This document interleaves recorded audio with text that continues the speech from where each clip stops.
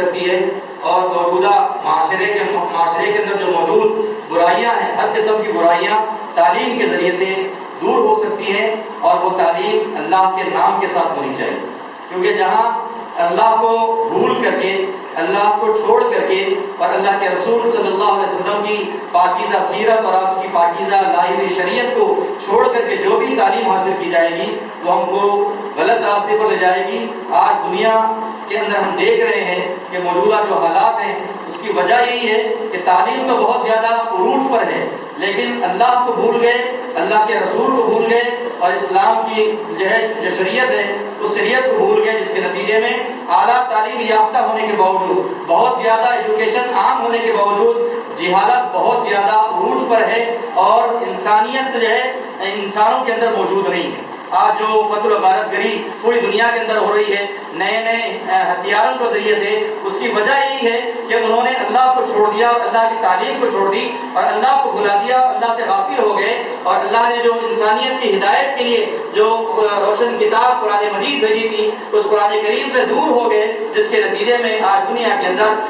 انسانیت کے خلاف کام ہو رہے ہیں، انسانیت پر جو ظلم ہو رہا ہے اس کی وجہ یہ ہے کہ ہم نے قرآن کریم کو چھوڑ دیا۔ اس لیے ہم اپنے بچوں کی تعلیم کے سلسلے میں ایسا نہیں کہ اسلام ہمیں روکتا ہے کہ کوئی عصری تعلیم حاصل نہ کی جائے یا ماڈرن تعلیم حاصل نہ کی جائے یا دنیاوی تعلیم حاصل نہ، اس طرح کی کوئی تقسیم اسلام کے پاس نہیں ہے۔ مذہب اسلام میں تعلیم کی تقسیم نہیں ہے، لیکن شرط ایک یہ ہے کہ ہم اللہ کے نام کے ساتھ تعلیم حاصل کریں، اللہ کے قرآن کے ساتھ ہم تعلیم حاصل کریں، تو انشاءاللہ دنیا کے کسی کونے میں بھی ہم رہیں گے، ہمارے بچے رہیں گے تو کبھی گمراہ نہیں ہوں گے اور غلط راستے پر نہیں جائیں گے۔ اور باطل جو اس وقت مسلم نوجوانوں کو اور خصوصیت کے ساتھ ہماری آنے والی نسلوں کو جو گمراہ کر رہا ہے، مختلف سازشوں کے ذریعے سے اسلام کے خلاف ان باتیں ان کے ذہنوں میں بٹھائی جا رہی ہیں، اور آج مسلم لوگ جو ہے نوجوان، پڑھے لکھے نوجوان اعتراض کر رہے ہیں اسلامی احکامات پر، اسلامی تعلیمات پر، اسلامی عبادات پر، اسلامی قوانین پر جو اعتراضات کر رہے ہیں، اس کی وجہ یہی ہے کہ ان کو جو ہے قرآن نہیں پڑھایا گیا اور شریعت ان کو نہیں بتائی گئی، اور بنیادی طور پر ان کو بچپن سے جو ہے صحیح تعلیم جو ہے نہیں دی گئی، جس کے نتیجے میں یہ حالات ہمیں نظر آ رہے ہیں۔ اس لیے ضرورت اس بات کی ہے کہ جہاں ہم اپنے بچوں کو ماڈرن تعلیم دے رہے ہیں، عصری تعلیم دے رہے ہیں، دنیاوی تعلیم دے رہے ہیں، وہیں ضروری ہے کہ ہم قرآن پاک کی تعلیم ان بچوں کو دلائیں اور اس کی جو ہے کوشش کریں اور جدوجہد کریں، اور بچپن ہی سے بچوں کے اندر توحید، رسالت، آخرت جب ان کی گھٹی میں ڈال دی جائے گی تو انشاءاللہ کبھی وہ شرک نہیں کریں گے، کبھی وہ بدعات اور خرافات کے اندر نہیں پڑیں گے، وہ غلط رسم و رواج ان کے پاس نہیں آئیں گے، بلکہ وہ مرتے دم تک انشاءاللہ، کیونکہ اللہ نے قرآن مجید میں فرمایا ہے یا ایھا الذین آمنوا اتقوا اللہ حق تقاتہ ولا تموتن الا وانتم مسلمون، کہ اے ایمان والو اللہ سے ڈرو جیسا کہ ڈرنے کا حق ہے، تمہیں موت نہ آئے اس حالت میں کہ تم مسلمان ہو۔ اس لیے ہم اپنی اولاد کے سلسلے میں خصوصیت کے ساتھ موجودہ حالات میں، کیونکہ اس وقت جو صورتحال ہے پوری دنیا کی جو صورتحال ہے وہ ہمارے سامنے ہے کہ کس طرح امت مسلمہ کو، ملت اسلامیہ کو جو ہے کہ جو تشویشناک صورتحال سے اس وقت ملت اسلامیہ گزر رہی ہے، اس کی وجہ یہی ہے کہ ہم نے شریعت کو بھلا دیا ہے اور اللہ کے قوانین کو چھوڑ دیا ہے اور اللہ سے غافل ہو گئے ہیں، جس کے نتیجے میں یہ حالات ہمارے سامنے آ رہے ہیں۔ اگر ہم دوبارہ عروج پر اگر ہم جانا چاہتے ہیں، زوال سے نکلنا چاہتے ہیں، تو ہمارے لیے ضروری ہے کہ ہم قرآن کریم کو مضبوطی سے پکڑیں، کیونکہ حدیث میں آتا ہے رسول کریم صلی اللہ علیہ وسلم نے فرمایا کہ خیرکم من تعلم القرآن وعلمہ، کہ تم میں بہترین شخص وہ ہے جو قرآن سیکھتا ہے اور لوگوں کو قرآن سکھاتا ہے۔ اور حدیث میں آتا ہے اور قرآن مجید میں یہ بات بتائی گئی ہے کہ اسی قرآن کے ذریعے سے اللہ تعالیٰ قوموں کو بلند بھی کرتا ہے اور اسی قرآن کے ذریعے سے قوموں کو اللہ تعالیٰ زوال کی طرف لے کے جاتا ہے۔ اس کا مطلب یہ ہے کہ جو قرآن کو پکڑتے ہیں وہ زمانے میں معزز تھے مسلمان ہو کر، ہم خوار ہوئے تاریخ قرآن ہو کر، ہم نے قرآن چھوڑ دیا اس لیے ذلیل و خوار ہو رہے ہیں۔ اس لیے قرآن کریم کی تعلیم کی طرف پوری توجہ دینا چاہیے اور بچوں کے اچھے اخلاق، اچھی تہذیب ان کو سکھانی چاہیے تاکہ یہ بچے آگے چل کر کے جو ہے اسلام کے نمائندہ بن سکیں اور اسلام کے غلبے کے لیے، اسلام کی جو ہے اشاعت کے لیے یہ آگے کام کر سکیں۔ اس کی فکر ہمیں کرنی ہے کیونکہ یہ فکر جو ہے قرآن مجید میں ہمیں بتائی گئی ہے۔ قرآن کہتا ہے کہ حضرت یعقوب علیہ السلام کی فکر قرآن مجید میں جو ہے بتائی گئی ہے کہ حضر یعقوب الموت اذ قال لبنیہ ما تعبدون من بعدی قالوا نعبد الہک و الہ آبائک ابراہیم و اسماعیل و اسحاق الہ واحدا ونحن له مسلمون۔ قرآن کریم نے حضرت یعقوب علیہ السلام کی فکر اپنی اولاد کے سلسلے میں، اپنے بچوں کے سلسلے میں، حالانکہ پیغمبر کے بارے میں وہ بھی اولو العزم پیغمبر جن کے باپ دادا کئی پیغمبر گزرے اور جن کے اولاد میں کئی پیغمبر پیدا ہوئے، ایسے اولو العزم پیغمبر کے بارے میں، ان کے اپنے بچوں کی فکر کے بارے میں قرآن کریم نوٹ کرتا ہے اور ان کی تاریخ بتاتا ہے کہ جب یعقوب علیہ السلام کی موت کا وقت قریب آیا تو انہوں نے اپنے بچوں کو بلایا اور بچوں کو بلا کر کے پوچھا کہ ما تعبدون من بعدی، میرے بچوں مجھے بتاؤ، میں نے تمہیں جو تربیت دی ہے،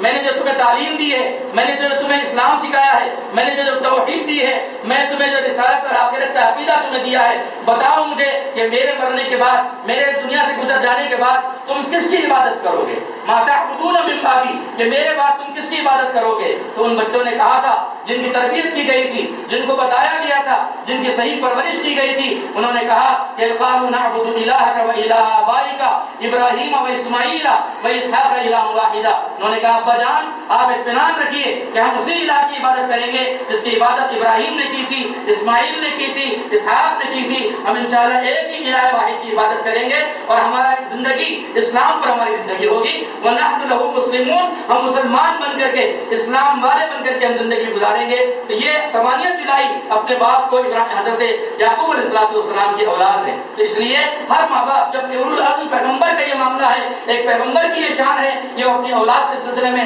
اپنے مرتے ہوئے یہ فکر کر رہے ہیں کہ کہیں میرے بچے میرے جانے کے بعد کہیں غلط راستے پہ نہ چلے جائیں، غلط اخلاق پہ نہ جائیں، اس لیے فکر کرنا اپنے اولاد کی صحیح تعلیم اور صحیح تربیت اور ان کو صحیح نہج پر ان کی پرورش کرنا، یہ ہر ماں باپ کی ذمہ داری ہے اور ہر ماں باپ ذمہ دار ہے۔ ہر آدمی کے بارے میں رسول اللہ صلی اللہ علیہ وسلم نے فرمایا کلکم رائن وکلکم مسئول عن رعیتی، کہ ہر آدمی ذمہ دار ہے، نگران کار ہے اور ان سے سوال ہوگا، ان سے پوچھ ہوگی اپنی جو ہے ماتحتوں کے بارے میں۔ اگر ہم باپ ہیں تو اولاد کے بارے میں ہم سے پوچھ ہوگی، اگر ہم خاندان کے بڑے ہیں تو خاندان کے بارے میں ہم سے پوچھ ہوگی، ہم کسی فیکٹری کے مالک ہیں تو ہمارے ماتحت جتنے لوگ کام کرتے ہیں ان کے بارے میں ہم سے پوچھ ہوگی، اگر ہم امام ہیں تو مصلیوں کے بارے میں، مقتدیوں کے بارے میں ہم سے پوچھ ہوگی۔ ہر جگہ ہر آدمی اپنی جگہ ذمہ دار ہے۔ اس ذمہ داری کا احساس جو ہے ماں بہنوں کو بھی جو ہے کرنا چاہیے، والدین کو بھی کرنا چاہیے، سرپرستوں کو بھی کرنا چاہیے اور ذمہ داران کو بھی کرنا چاہیے، کیونکہ موجودہ حالات اس بات کا تقاضا کر رہے ہیں کہ اگر ہم نے اپنے بچوں کے ذہن میں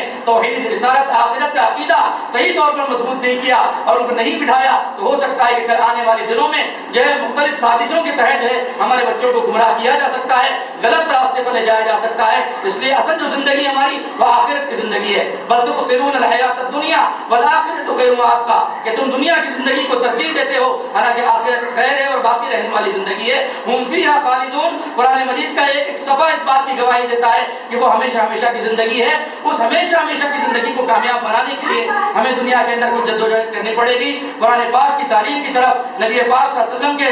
جو ہے سنتوں کی طرف اور آپ کی سیرت کی طرف جو ہے ہمیں توجہ دلانا ہے اور اپنے بچوں کی صحیح پرورش اور صحیح جو ہے نہج پر ان کی پرورش کریں گے، ان کو صحیح تعلیم و تربیت دیں گے تو انشاءاللہ یہ بچے آگے چل کر کے جو ہے اسلام کا نمائندہ بنیں گے اور ہمارے اخلاق اور کردار کو دیکھ کر کے انشاءاللہ لوگ ہمارے قریب آئیں گے اور اسلام کے قریب ہوتے چلے جائیں گے اور انشاءاللہ اسلام کا غالب ہوگا۔ اس لیے کسی شاعر نے کہا کہ اخلاق حسن الہی کا ایک تاج ہے، اخلاق حسن الہی کا ایک تاج ہے جس کے سر پہ زمانے میں اس کا راج ہے۔ آج جو اچھے اخلاق پیش کر رہے ہیں اللہ تعالیٰ انہیں کو موقع دے رہا ہے، اس لیے ضرورت اس بات کی ہے کہ ہم اپنے بچوں کے اندر صحیح اخلاق، نبی اکرم صلی اللہ علیہ وسلم کے اخلاق اپنے بچوں کے اندر پیدا کرنے کی کوشش کریں۔ اللہ تعالیٰ مجھے اور آپ کو جو ہے